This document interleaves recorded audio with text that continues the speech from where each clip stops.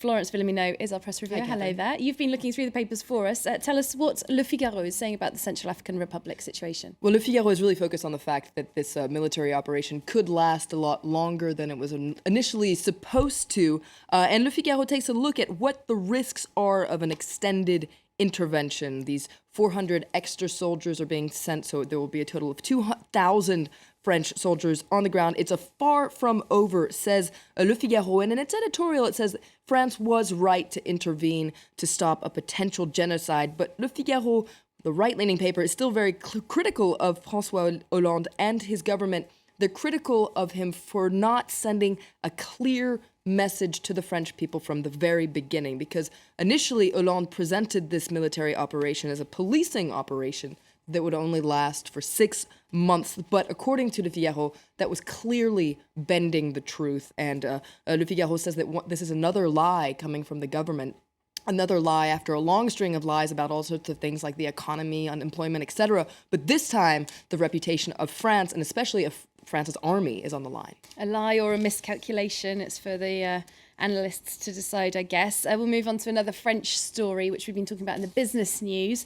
The French car maker Peugeot taking the headlines. That's right. Yesterday, the Peugeot family gave the green light to a capital injection from the Chinese car maker Dongfeng and the French state. So you can see the front page of Libération. L'État mange du lion. It's a play on words. I guess it roughly translates as the state puts a tiger in its tank, except for a lion in its tank. The lion is the symbol of Peugeot. Ha ha ha.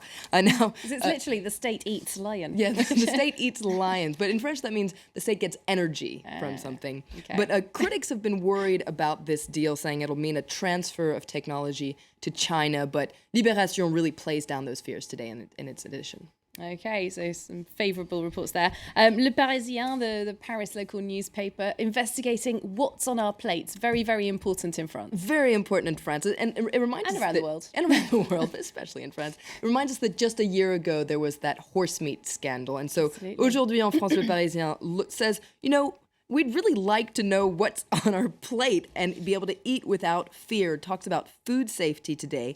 And according to Aujourd'hui en France, the real problem is that public funds allocated to sanitary controls aren't enough. And on top of that, they're getting cut with all the government's plans to cut public spending. Go back to the market, start your own allotment. That's the answer, isn't it, I think? Let's move to the international press now, talking about the new man in charge in Italy, Matteo Renzi.